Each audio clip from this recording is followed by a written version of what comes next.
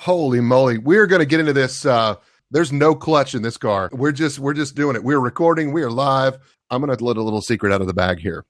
Uh-oh. We got a few people on here that don't know about the history that you and I have. No, they don't. They don't realize, Lori, that you were my first wife. I wasn't planning on telling them that today, but if you're going to spill the beans, go ahead. Oh my God, you brought the picture. That is so awesome. I don't know if there's like a glare on it. You're listening to Idea Charger Radio.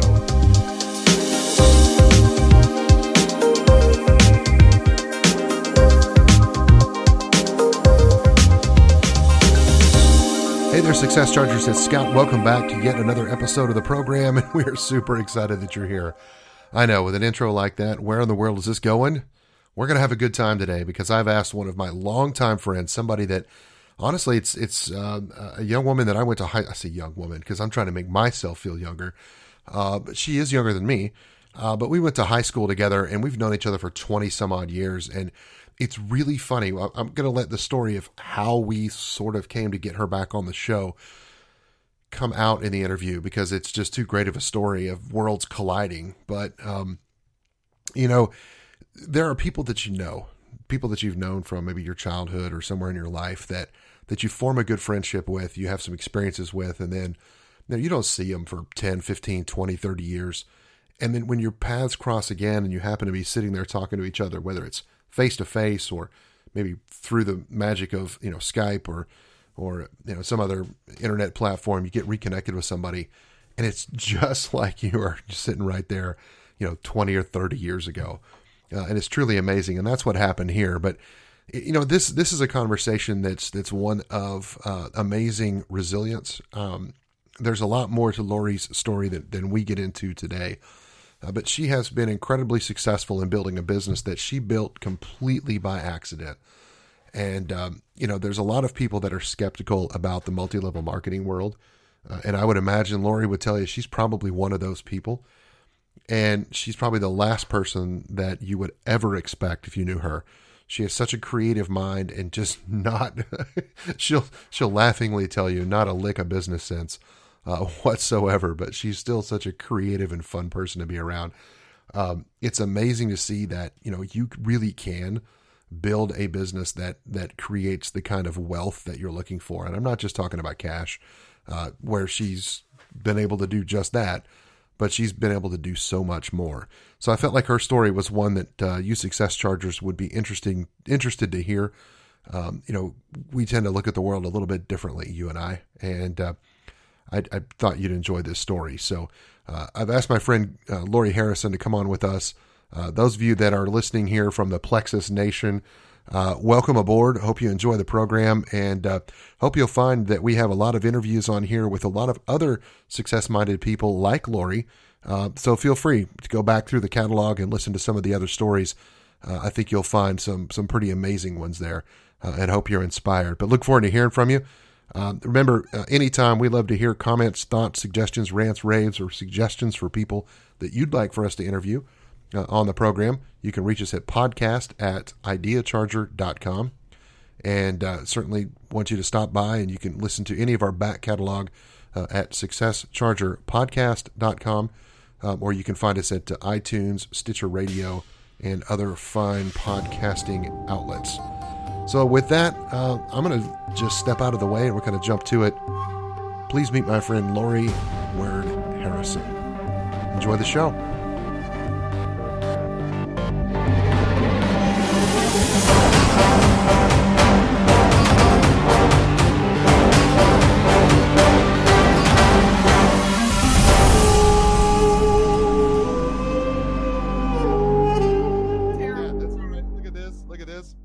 Folks, you're looking at Lil Abner and Daisy Mae Abner and Mary and Sam, who was a previous guest on this show as well.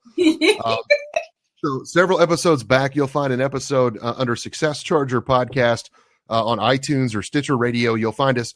You'll find something that says the newspaper business isn't dead. You'll get to hear, and we even talk about Mary and Sam there. And I think I made the promise when I interviewed him that I would get you on the show. And good grief, girl, here you are. Here I am. It's so awesome.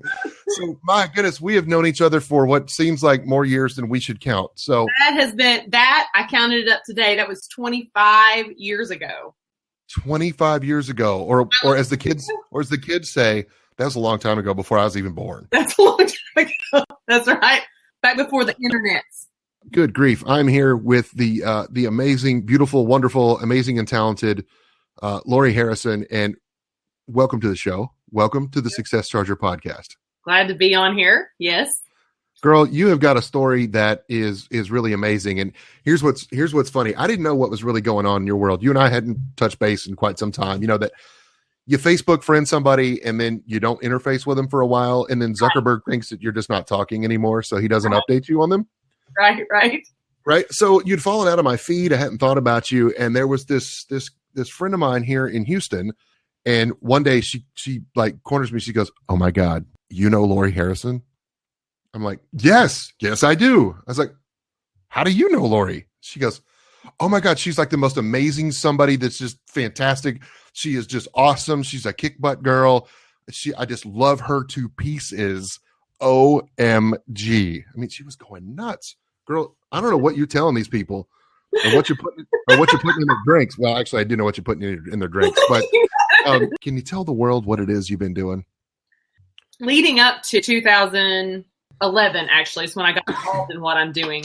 Leading up to that, what I had mostly done is I'd gone through some really rough, awful patches in my life, some terrible grief in my family, and then I'd put on a lot of weight. That's what led up to where I am now. Mm-hmm. And it was miserable, basically, and I was looking for something. I think I just wanted to forget about the weight thing. You know, I really wished that I could just be okay with the way I was. And I'd sort of gotten to that point, and I saw an ad for something, and I swear it was like, it's a Google ad or something, and had really cool before and after pictures. And I thought, man, but I was a photographer, so I knew that before and after pictures are not always real. So I thought, I'm probably being like fooled on this, but I clicked the link and I wrote down the name of it. And then the next thing you know, a few days later, I decided to click the link. And I didn't, honestly, this is surprising to people, but I didn't know I was getting involved in a company. I thought I was ordering something. You know, there are companies out there that will allow you, kind of like a Sam's Club. They'll let you order it wholesale for whatever reason. And I think that's all kind of usually sort of just a way to give you their actual price. But anyway, that's what I thought I was doing. I was like, oh, if I can get it wholesale, then duh. So I clicked the link. At the time, the link said buy wholesale. And so I bought wholesale, this product that had made all kinds of promises. And I thought, you know, if it does even one of those things, I'm going to be happy with it.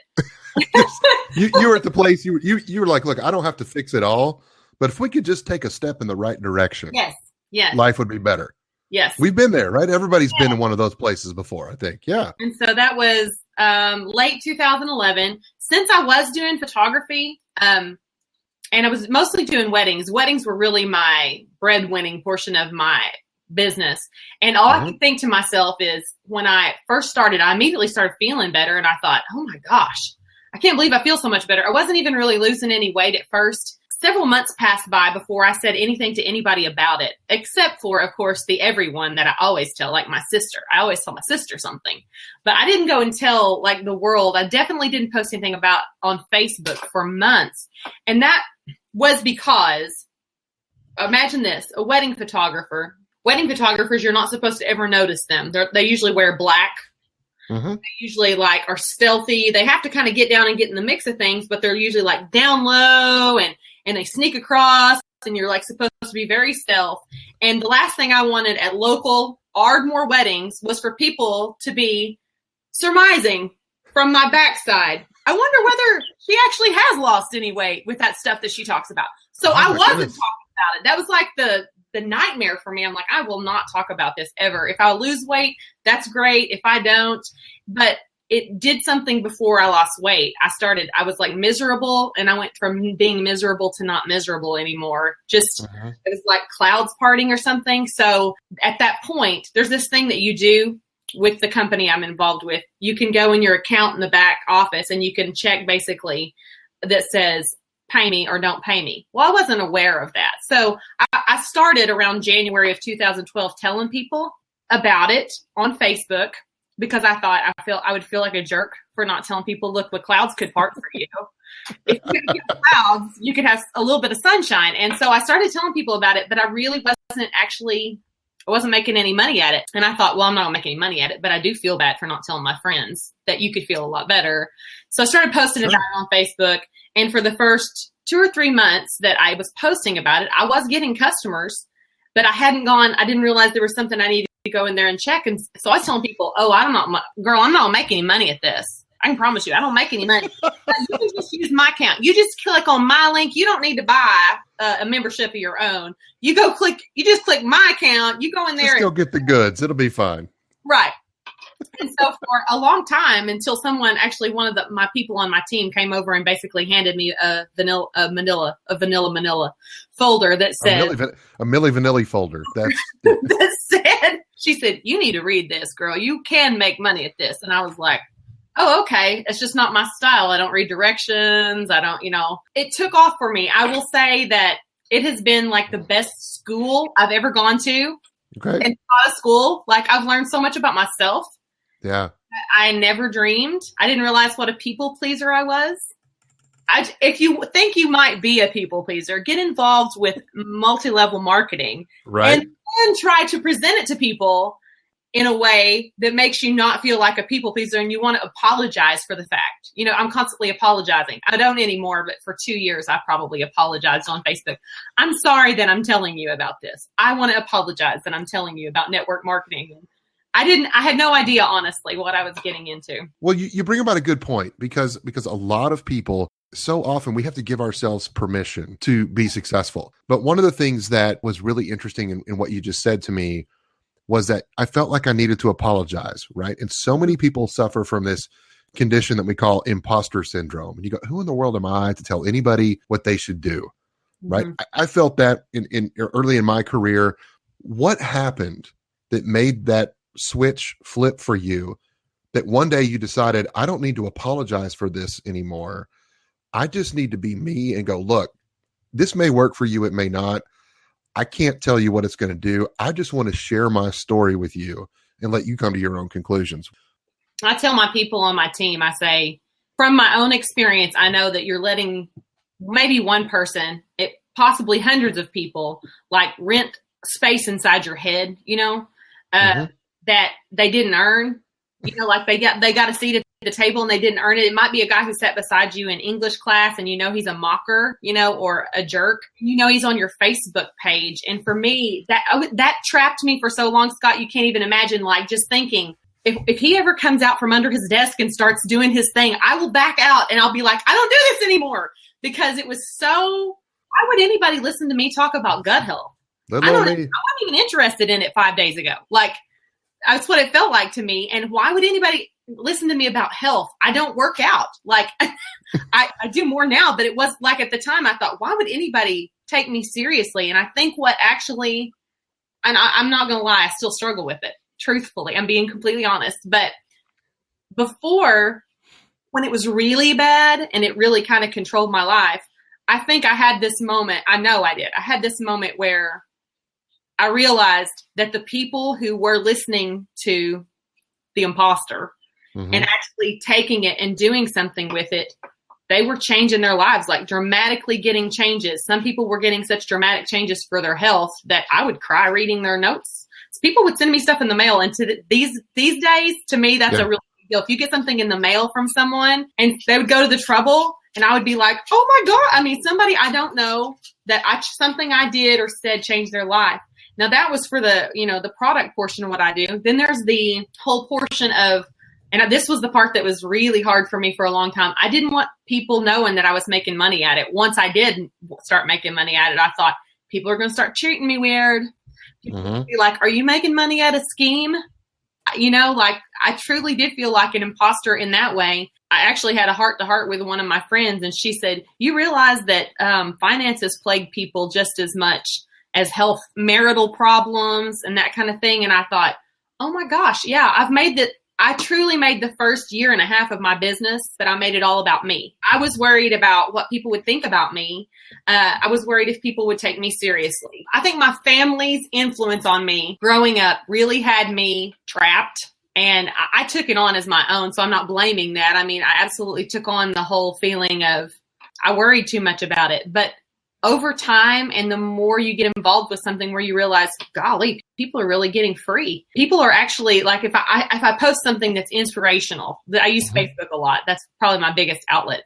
And if I post something that's inspirational and people really relate to it, I always think to myself, again, still amazed. I think, wow, I can't believe so many people. And just like you said, someone at at church, up at a Plexus event. And I've done enough YouTube videos now telling people what I know, what I've learned over this time. I've done enough of those videos that people feel like they know me at these events, and they come up to me and it's like, well, my husband wants to go crawl in a hole and hide. He's like, oh my God. Like his introvert comes out very strongly. He's like, oh my God, these people, they all know you. They think that, well, he's like, they think that you're something special. And I think to myself, I know. And then you look at your husband and you go, wait, you don't think I'm special? As soon as you leave the event, nobody knows you. Right. You get into your realm. Even my hometown, people know me, but they don't know me as the people that Plexus know me. Yeah. And it was really stepping outside. Once I stepped outside my comfort zone, that all began to start happening for me and for other people. I can remember early when I started when I started speaking, I would go speak in high schools, and I would just doing that for monster.com, and I'd go speak to juniors and seniors. Sometimes it would be like just like when we were in high school, somebody would come and they were talking because like standardized tests were going on and the seniors had nothing to do. So we put them all in the gymnasium to hang out. Right. And so I was the guy that was coming in to try to entertain them for an hour and teach them about their life after high school. Yeah. And, sometimes you're there and you get that clown on the back that's like that friend of yours on Facebook, right? That you're worried about. You're like, what are they really thinking? Do they, who am I to stand up here and tell them, what life's all about? I'm still trying to figure it out for me and what that means. And then one day you think you haven't made it through to anybody. Yeah. And then there's that one kid that would come up to me and he would look at me and he'd go, I had no idea that I had options for what my life was going to be like after high school. And I was like, that's why I'm here today. So when you describe that, I mean, you're talking to adults. You're talking to people that have families, that have careers, that have kids of their own. They've got people that care about them, people in their lives. They're responsible for all kinds of things. Yet we all on some level have that feeling of, I just don't have what it is I'm trying to find. Yeah. And when you get through to one, and you did it by just being you, right? Now, I've known you for a long time. You built this thing, but you didn't do it. You didn't set out like so many people do in any business, whether it's a multi-level marketing program or whether it's a more traditional business that somebody might start. They all get in thinking, I just need the one big client, and they're going after it, and they're trying to make money. They're trying, and I'm not against it. Trust me. I've had money. I've not had money. It's much easier to have money. You were just like, I was in a place dealing with some stuff like we all do. I tried something. I felt better. I thought I'd tell people. I'm going to use the word naive. You were so naive, you didn't even know what you were doing. Lori, I think for all the people we've got over 50 people in this call right now that are watching this interview. And I'm so excited because what they realize too is that you are who you purport to be when you talk to people. I haven't talked to you in 20 years. We sit down and connect, and here we are. These folks that are on here, people coming up to you that they've never met you in person, but they have put you in this place. And it's just, you're just you. I didn't have any experience with any business sense, really. I had experience in photography, but I didn't run my business in a very business-like way. I did it very from an artistic perspective. If people wanted to order the pictures, I put them on a site and said, here, you do that. Like, it's almost like I live so strongly in my right brain, artistic self. Right. Like if I ever had to visit the left brain, my right brain went dead on me. And I thought, okay, is there a way that I can make a photography business run and never have to sit down and do like math or adding or figuring out this person that wears this soccer number wants this many 8x10 tens. I thought the minute I do that, it's like killing the gift. And Right. it was so important to me. Like when I started with Plexus, I thought, I don't want to lose my photography thing. Like that's my bread and butter. That's where I'm always going to make the dough, right? For me, it was very important for me to keep my roots with my photography business and not get associated with something that people would think was scammy or whatever, because I didn't have a feeler on it at the time. Honestly, we went to my 20-year class reunion. We had been with the company long enough and made enough relationships with people that our business had really taken off and we were making bank. And bank that I never dreamed would be true for my family, truly never imagined. And I knew that the people at my class reunion that were friends of mine on Facebook knew what I did. And so I thought, if somebody approaches me about it, I'll talk to them, but I'm not going there as it's an opportunity. I'm not looking at my class reunion as an opportunity. I would much have rather have shown up as a photographer. You know what I'm saying? Like that would be more comfortable. Yeah. Be the ninja that just kind of hides in the background. Right. And so I sat at the table and the conversation came up about student loans. This is 20 years out of high school. Student loans and how many of them still owed a significant amount on their student loans. And then the conversation switched from how many owed money still 20 years out of high school. So we're talking probably 15 or more years out of college. We're paying, some of them to the tune of a mortgage. Every month they were paying that amount and weren't working in the field of their degree. And I just was like, okay, so I take a note in my head, a little mental note. Okay, is this possibly true? Is this just the people I graduated with? Surely not, because I was sitting at a large table and they were all nodding their heads at each other like either they were or their husband or their wife. That was the truth for them. So I had started doing these training gigs for people. And I told that story at the first training gig I did after my class reunion. And when I did, I saw a bunch of this like, yeah, oh my gosh. Yeah. And I was like, I started asking, is this an epidemic? Many of you have student loan debt, raise your hand. And I'd have them raise their hand. And then I would say, keep your hand in the air if you don't work in the degree that you paid all that money for.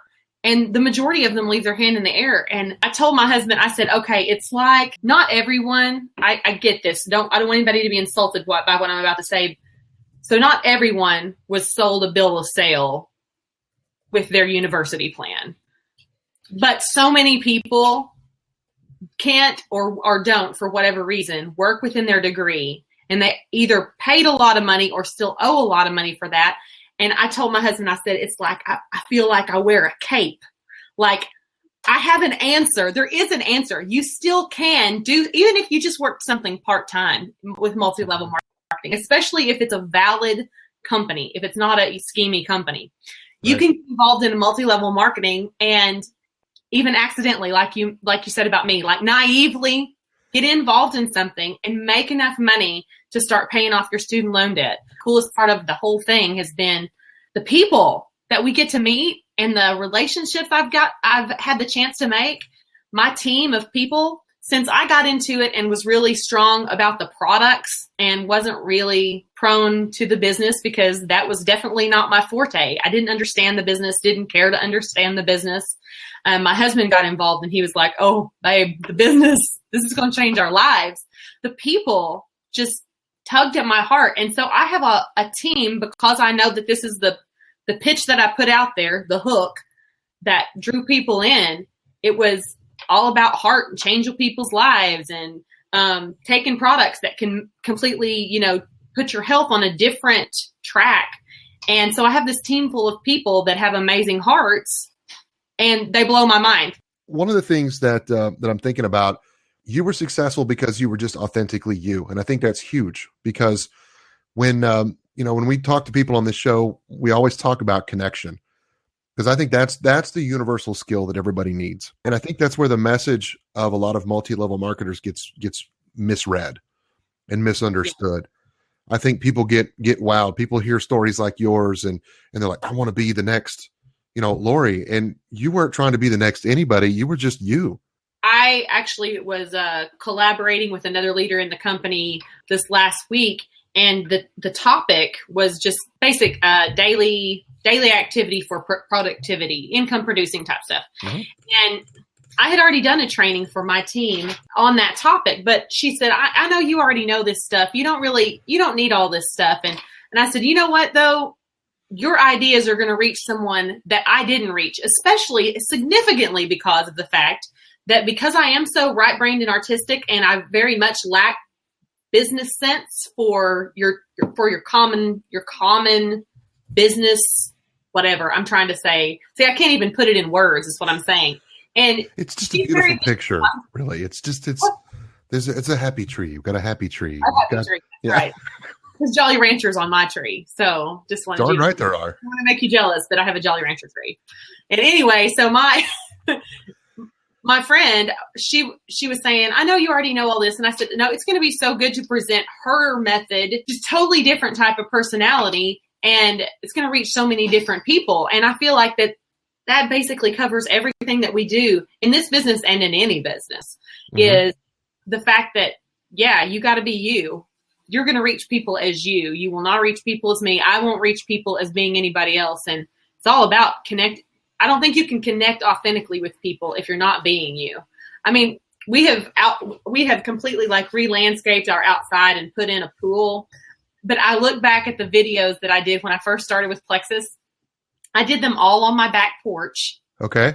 My back porch was my husband's embarrassed by what it looked like at the time. He's always like, why you got to go outside and do it on the back porch? And the photographer in me, it was like, because the light is good out there. Of course. He's like, oh, the shutter is hanging crooked. And it looks like, I mean, a really rough part of town look from this side. And I'm like, well, that's just where I like to do the videos. And I like to walk when I do videos because my stream of consciousness thing. And he's like, oh, babe, I wish you wouldn't do them out there. Why can't you do them on the front porch? The front porch is beautiful. To me, looking back, I get so many comments from people when I go to do these big trainings and people say stuff to me. They'll say, I just really love what you do and how you do things. It's like, I feel like anybody could do it. It's about how you find success in just chasing your passion. You know, you found something that worked for you. It made you smile on the inside. And I think that's really cool because I know that resonates with you because as I know you, I know that you're somebody who smiles from the inside out. That's right. And and it shows, and it's in everything you do. I mean, when I met you, you were this whiz kid that showed up. I'm like, who is this girl? And you opened your mouth to sing. And for those that don't know that Lori, I don't know, do you still sing at all, Lori? Yeah. Time to time. I sing at church. Sometimes I'll sing and put it on Facebook, and I always shock people. They don't know. People don't know. God, it's a treat. I have a feeling there's some people that we know that you think of the most powerful, like little petite singer that you know that's got one of those giant voices, right? That Christina Aguilera kind of voice or somebody like that. And everybody's like, I want to be like Christina. I'm like, no, you wanted to be like Lori. Because I'm telling you, this girl had it going on. But that's the you that I know. It's that artistic, that creative, that fun, humble. You're just a good old country girl having a good time. And that's what it is. You found something that perfect intersection of how do you just get to be you, and God kind of takes care of everything else. And that's such a powerful place to be. I've seen your pictures recently because I've seen, by the way, great looking landscaping around that pool you put in, right? Did you ever imagine when you were shooting those first videos that someday, could you have envisioned that the scenery was going to someday look like it does right now? No. I went through a phase when this first took off where I became so obsessed with the fact that, oh my gosh, this is going somewhere. And I felt like I needed to control it. And I knew that I didn't have any control. I've never been a person that felt like I had control of anything. Mm-hmm. And I spent a lot of time in the beginning trying to stay so on top of things because I felt inadequate. I spent a lot of time wasted on social media, making sure I was answering people's questions right the minute that they asked them. And it became actually, my husband and I both do this. So we were both spending a lot of time on our phones, and we would go out to eat and we would both be on our phones. And it's only been in the last year and a half that we both decided it was like, this is either something that, it was clear to me that this was above and beyond me. Like it wasn't really me that was commanding my business. All I was doing was creating an illusion of control over my business. I could do my best for my people, train my team right, do all the things, but all the things that made me feel out of control with the business were things. It didn't really matter if I actually put a lot of extra time in on those things or not, because I ultimately don't have control over some things. Once I realized that and decided to let it all go and lay it all down, everything in our lives, our day in and day out lives. I'm talking about like when you wake up, do you have peace? You know, it has nothing to do with me having a pool in my backyard. In fact, a pool could be the opposite of peace depending on why the pool is there and how we got the pool and all this stuff. So I'm talking about, you know, when you wake up, what you feel in your heart, and when you go to bed, have you given properly to your marriage, to your kids, you know, to your belief system, whatever it is.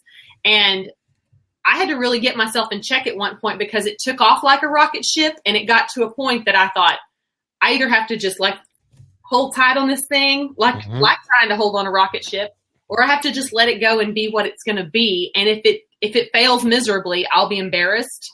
I'll be sad. All these things, but I would hate to ever see anybody get involved in a business matter,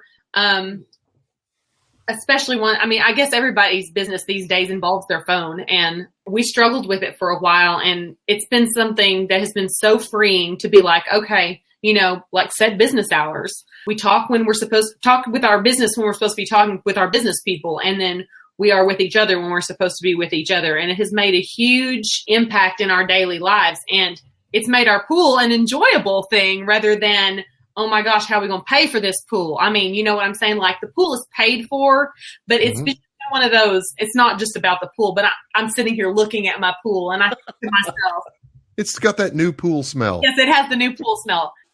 Only focus on things you can control and just let everything else be. Yes. And I see so many people all the time, right? And I know you've seen it because you just shared this. They try to control every aspect of their life. And it's like, look, it's not worth it. It's just not worth it. Some people are looking for financial freedom, not because they want the money. It's because they really want the time back with their families. Yes. Some people like living in big cities because there's a lot of stuff and it's exciting and there's stuff to do. Some people live in little towns because life just moves at a little slower pace and they can enjoy the ride. Yeah. You know, kind of embedded in what you said is know what your values are. Know what's important to you. Don't sell your soul to build a business. Right. Now that doesn't mean put your whole self. That doesn't mean avoid putting your whole self into a business. Right. But eventually you want to work on that business, not in it. Right. Yeah. So, and that's where the freedom comes from. Now you've got to put in the hard work up front. You've got to wear every hat in the company, but eventually you've got to start giving those hats away. Yes. Right. And those hats now are sitting on the heads of people on your team that are inspired by you, that are moved by you, that are looking at what you do. And they're saying, you know what, if she can do this being her, then I can go build my own wacky tribe of people over here being me. Right. Right. You know, even if by accident. Right. And it's like, you know, I'd rather be lucky than good any day. I'm not going to lie. Right. Yes. So the third thing I heard you say was be you. Right? Just be you. Just be authentic. Be you. If you're just a crazy artistic person that doesn't think about dollars and cents, that, you know, you need money because you need more supplies or more, you know, cameras or more, you know, whatever. Sometimes it's not a sunny day. You got to take your own lights with you. It's all gotta be. But you know what? Number 4 really is the deal. It's just make time for your loved ones. Yeah. You know, how many people do you know, Lori, that, you know, they're like, oh my God, I'm you know, you hear this a lot with people that learn what it means to be free. I mean, I've been effectively self-employed for over a decade, and it's a freeing thing. Now it's scary as all get out, you know, and sometimes you just got to remember to put on your big kid pants and just, you go do it anyway. And it's tough and it's hard and it's scary and it's frightening, and you need the support of your loved ones around you. Oh yeah.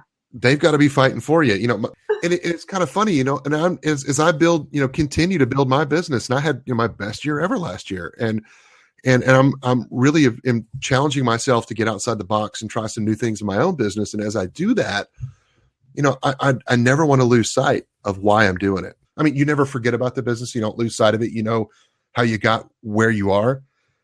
The trick though is the freedom comes when you're not worried about the business. And if that inspires somebody, that's awesome. I don't know who it's going to be.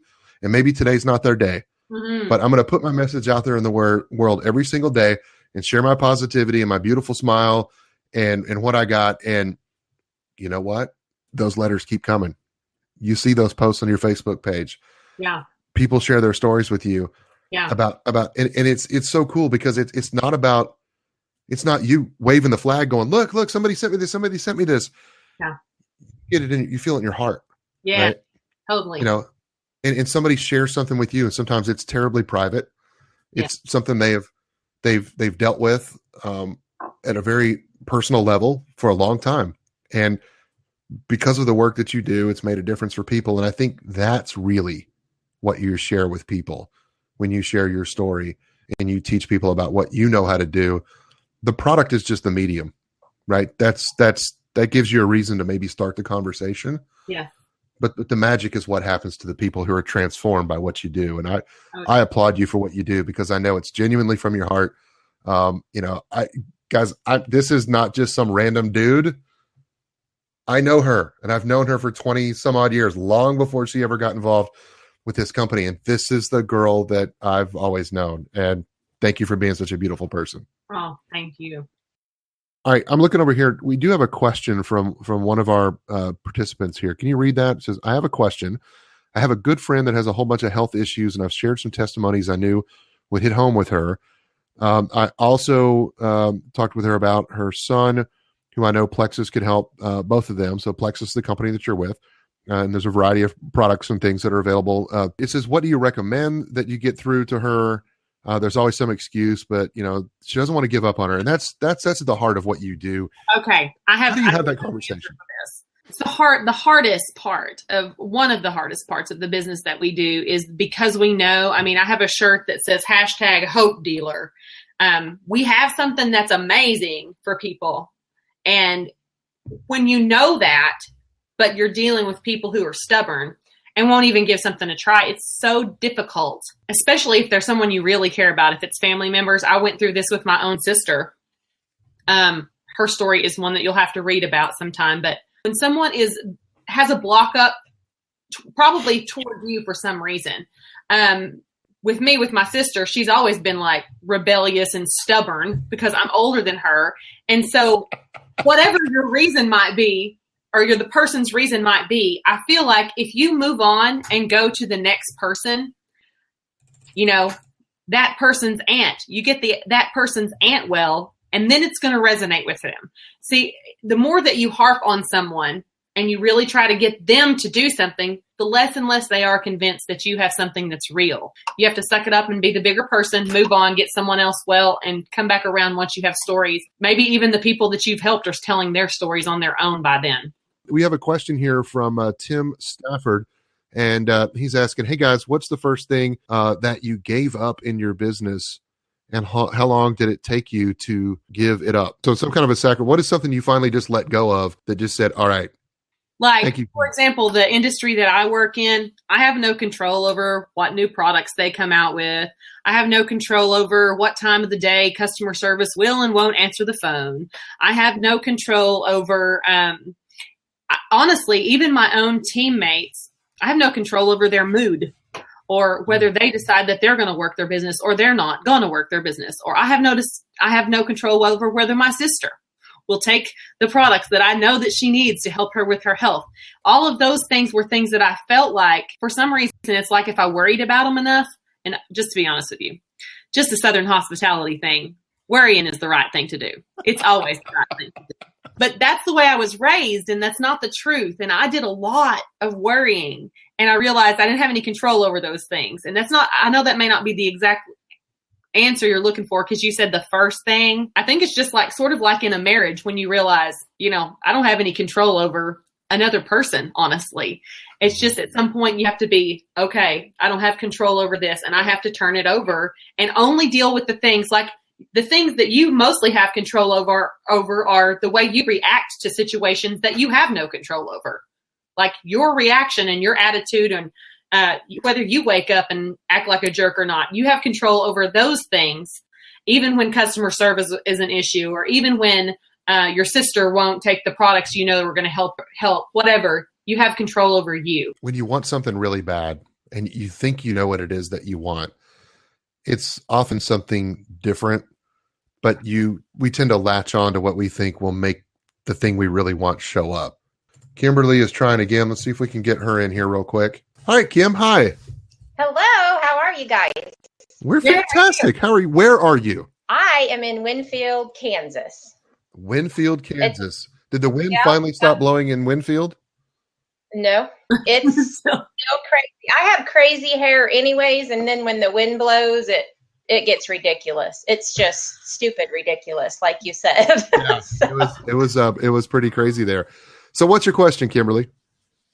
Well, I don't really have a question. I just want to say when I started Plexus a couple years ago, I didn't have any idea who Lori Harrison was. But when I went to a meeting one day, these girls were talking about it, and they said, there's this hot little redheaded girl from Oklahoma, and she does videos, and she talks like a chipmunk. You have got to get on there and listen to her talk like a chipmunk. So I did. I got on there and listened to all her chipmunk videos. Well, I was hooked. And so I actually quit my job after 2 months of doing Plexus, of a job I'd had 8 years. And I started just watching Lori on YouTube. And that is how I gained so much knowledge, is from her. And so I just want to tell her that I love her, for one, and to thank you so much for everything that you do for everybody. And you are just a wealth of knowledge. And I tell everybody that joins my team, if you can get on and listen to Lori Harrison, she is wonderful and she is so knowledgeable. So I just want to tell you thank you, because I don't get a chance a lot of times at meetings because everybody bombards you. And so just want you to know I love you and I appreciate everything that you do. Thank you for getting. You're so sweet. So sweet. Oh, you're welcome. You are very welcome. On video. Wow. You did wear the waterproof mascara today, right? Right. Oh, yeah. She's an amazing lady. So we are very blessed to have her. I call her our mother diamond. How sweet. She's a mother of all of us, and boy, is she a wonderful leader. So thank you, Kimberly. We don't get to hang out very much, do we? And we just need to make a point to do that. Let's do that at convention.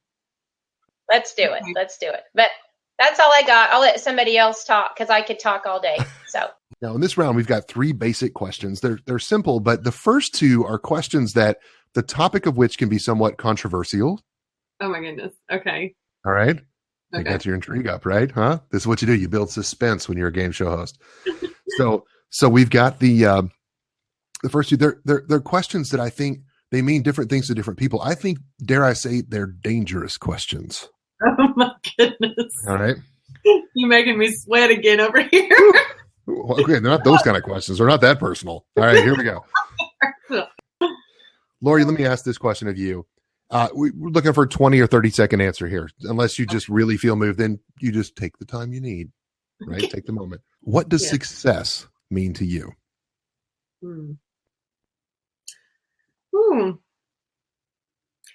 I guess success means to me something very different now than it did when I started this journey. Success to me now has a lot more to do with my family and happiness, what real happiness is, and happiness is not found where I thought that it was, to be honest with you.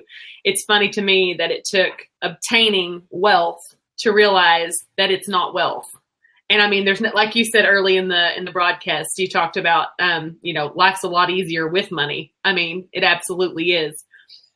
So, absolutely enjoy that part of our lives now. But the relationships that I have built with people, such strong, empowering, amazing relationships, and watching other people flourish in what they do in my team, for me, that is what success is. I'm going to follow us up with question number 2 that's very similar. In fact, you used this word as part of your explanation here, but what is happiness to you? Oh gosh. See, the photographer in me wants to come out now and show you a picture. Okay. But okay. Happiness is a Sunday afternoon when everyone has nothing on their plate. Like we have nothing going on around this house. And especially now, since we don't have the burden of Monday morning, I'm just going to be completely honest with you. Mm-hmm. The burden of Monday morning is not lurking, and you're not having to worry, because my husband came from a rotation tire plant type job. And whether it was Monday or if it was Thursday, whatever day it was, that after he had been on a break, the day that you go back to work is the sucky day. Oh, yeah. It's awful. And so happiness for me is having my kids at home, having a powerful faith relationship like I do. I think that creates the realm of happiness in my home, and living in a calm and peaceful household. And so I get to see a picture of that all the time. My kids are actually homeschooled, so we're here a lot. Mm-hmm. And it's not always a picture of happiness because it's a 24/7 thing. Right. But just being with my family and having peace, to me, that's what happiness is. All right. Now, the last one is going to get back to the beginnings of our relationship, not all the way back to when you were Daisy Mae Abner, or Yoakum. But as we think about this, I like to challenge my guests and said, look, let's just say that something happened. Heaven forbid, you were on a desert island for the rest of your life. Here you are. It's just you. All right. And maybe a few loved ones, because why not? Because I have the ability to give that to you. And you make such a compelling argument for that with your definition of happiness. So we'll surround you with good people. But here's the challenge. Okay. There's a soundtrack. And that means there's only one album that you get to take with you that you can play for the rest of your days while you're on this island. What is the album that you're taking with you? That's easy for me. I know this sounds silly. The soundtrack to Hope Floats. Tell us give us some songs that are on it. Tell us about it. Okay. Oh my goodness. Well, Garth. Okay. And Trisha, I think both sing a version of To Make You Feel My Love. Okay. Amazing. Chances Are, it's Bob Seger and Martina McBride. Nice. Great song. Oh, To Get Me to You, Lila McCann. Oh, Bryan Adams, When You Love Someone. When You Love Someone. See, we got her to sing. How about that? Sing. Yeah. I talked over it. I should just zip it. Yeah, Let's go. To me, that was it. It may be like the era of my life that it came along to. Of course. But to me, those songs are all connected to great memories of falling in love. This is really good soundtrack. All right, Lori, before we go, I'd be remiss if I didn't give people the opportunity. People do want to find out about you. They want to know how to connect with you. They want to know how to, when you post your stories and share your experiences and just put your goodness out into the world. Where do people find you online? How do they connect with you? How do they get your whatever, you sending stuff out? What's going on? On Facebook is where that's where I do a lot of communicating with people, and it's Lori Word, WORD Harrison. Facebook.com, and then it's a slash. I said a backslash or a / whatever. We'll go Strawberry Blonde Photography. That's how I started. That's how this whole thing started years ago. Went up with Facebook, and that's still the Facebook page that I have. That's my personal one. It's actually tapped out on, Facebook won't let you have more friends at a certain point or whatever. 5,000 friends, and they go. I guess so. And all these crazy Plexus people follow me, so I love Plexus people. They're the most amazing people. But so if someone were to try to send me a friend request, they might also need to send me a message so that I sort of have to friend request them. Lori, thank you so much for carving out time of your afternoon. We went way long today, and you know what? It was worth every second of it. Thank you. Thank you for having me on. It was super fun. Even the panic attack in the beginning. You know what? That's half the fun. That's half the fun. It's a pleasure to have you here. Jetty, thank you. At least he's wearing pants. That's all I'm going to say. At least I think that's what that is in the reflection on the refrigerator. Now that you're worried about that, I'm going to let you go. Folks, thanks to everybody who joined us here. I do get back from time to time. If you have some interest, if you like people hearing stories from people like Lori from a lot of different industries, if you just like hearing about business and hearing about people and hearing about things you can do, if you thought my interview style was goofy and that resonates with you, hey, if you like Lori, I know you like goofy, right? Because I love this girl. And she's like, holy cow, this guy, he's a nut. Every Tuesday, a new episode comes out. So check us out at successchargerpodcast.com. That'll get you all the info that you need. That'll get you to a page that tells you how to find it on iTunes, where to get it on Stitcher if you're an Android phone user, or you can stream them right off of my website there at Success Charger Podcast. I also can come out and talk to groups, speak at conferences, and do lots of great work. So if anybody has any interest, reach out to me, let me know. Love the opportunity to come out and work with you fine folks. Good job. Thanks everybody for being here. We'll catch you next time. All right. All right. Talk to you soon. Go be successful. We'll see you soon.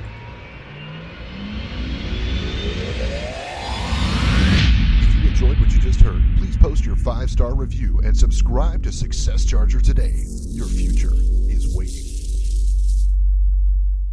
Starting my day off every day with gratitude has completely changed. It sets the tone for my day. Mm-hmm. If I don't do it, if I don't start my day off that way, I can always tell a huge difference. It's been huge for me. And after I realized that was a secret, I started teaching my team. I'm like, oh, people, because we do these little training talks that are kind of like video conferencing every Wednesday night. And I'm like, oh, people, you got to start your day off with gratitude. And so many people are like, duh. And then half of them are like, what do you mean? And I thought, okay, I'm like, that's why I said it's such a simple concept, but I think so many people don't do it. And I think so many people are so busy, honestly, that they don't even think to do the small, simple things that are really life-changing. Like that. Boom. Like that.